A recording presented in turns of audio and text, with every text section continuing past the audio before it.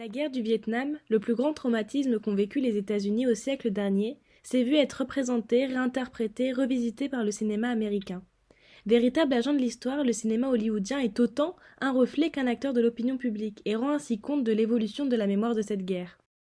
Si la représentation au cinéma de la guerre d'Algérie est drastiquement inférieure, il s'avère faux de penser que le cinéma s'est peu attardé sur ce conflit, et aujourd'hui, malgré la disparition croissante des combattants, la représentation de la guerre d'Algérie au cinéma ne s'est pas essoufflée. Le rôle crucial qu'a joué la gestion des images de la guerre d'Algérie l'amènera à être qualifié de guerre des images par Sébastien Denis. Le cinéma, comme la littérature et les arts, offre une vision et une représentation singulière d'un événement historique. En ce sens, l'œuvre constitue un objet d'étude, véritable témoignage de la mémoire des événements historiques qu'a la société. Benjamin Stora souligne l'émergence de cette troisième source essentielle à l'histoire. Quant à Marc Ferro, il pense l'image comme capable de révéler les lapsus d'une société.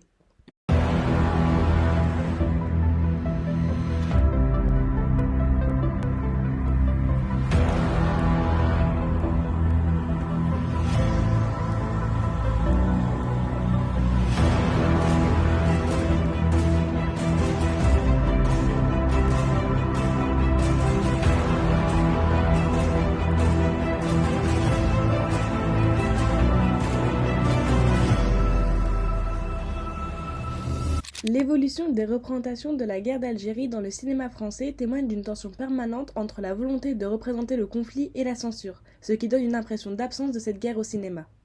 Pendant la guerre, de nombreux films de propagande ont été réalisés en France afin de justifier et valoriser la présence française sur les territoires tout en invisibilisant l'ennemi.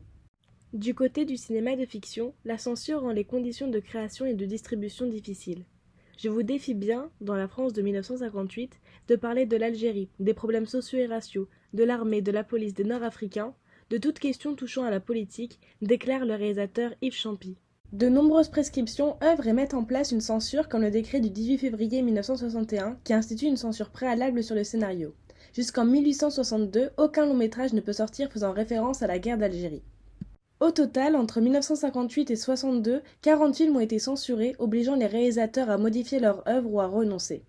Le Petit Soldat de Jean-Luc Godard, de 1960, qui dévoile un discours dénonçant autant le Front de Libération que la France, se voit censuré. Les films qui passent outre la censure, à l'image de Le combat dans l'île d'Alain Cavalier de 1962, sont des films qui servent la propagande initiée par le gouvernement français, qui met en scène une image négative des fanatiques de l'organisation de l'armée secrète. Outre la censure d'État, les professionnels du cinéma comme les producteurs et scénaristes refusent pour des raisons économiques de se pencher sur le sujet et le public est que très peu réceptif aux films traitant de la guerre d'Algérie puisque selon Benjamin Stora, la situation de l'homme du Sud n'intéresse pas la société. Les années 60 sont marquées par un cinéma qui représente la guerre tout en se tenant à distance, la guerre n'est qu'une partie de l'intrigue. Ces films ne se déroulent pas durant la guerre, mais mettent en scène des soldats qui reviennent du combat, comme le fait René dans son film Muriel ou Le temps d'un retour en 1963, où le thème de la torture est abordé, mais jamais représenté à l'écran, interrogeant la notion de l'immontrable et l'intransmissible. Les soldats sont aussi représentés sur le point de partir au front, comme le personnage de Guy dans Les parapluies de Cherbourg, Michel Lambert dans Adieu Philippines ou encore l'appelé de Cléo de 5 à 7. Dans les années 1970, le cinéma semble prêt à se réapproprier les mémoires de cette guerre et représenter les non-dits de ces événements. C'est l'émergence d'un cinéma engagé. Les cinéastes de gauche tentent de présenter l'histoire sous forme documentaire comme le fait Vautier dans Avoir 20 ans dans les Aurès, mais en excluant toujours les Algériens de l'écran. D'autres films comme RAS de Yves Boisset ou La question de Laurent Heinemann s'inscrivent dans ce cinéma d'engagement en dénonçant respectivement le colonialisme et la torture.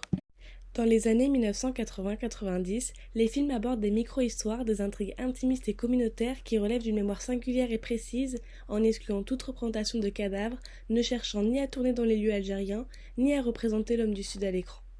Des films s'inscrivant cette fois-ci plus à droite, comme L'honneur d'un capitaine de Pierre Schoendorfer de 1982, se concentrent alors presque exclusivement sur les officiers de carrière et le réalisateur vise à laver la réputation de l'armée entière.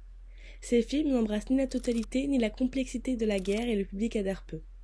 Récemment, depuis les années 2000, les films ouvrent de nouveaux champs de questionnement. Mon colonel de Laurent Herbier, sorti en 2006, interroge le rapport entre la guerre et la démocratie, aborde la torture et les arrestations et développe les problèmes psychiques générés par les soldats. Des réalisateurs franco-algériens, comme Rachid Bourchareb, accordent une place importante aux populations locales avec son film Indigène de 2006 ou Hors-la-loi de 2010, où il représente des Algériens parlant arabe, ce qui n'a jamais été montré auparavant.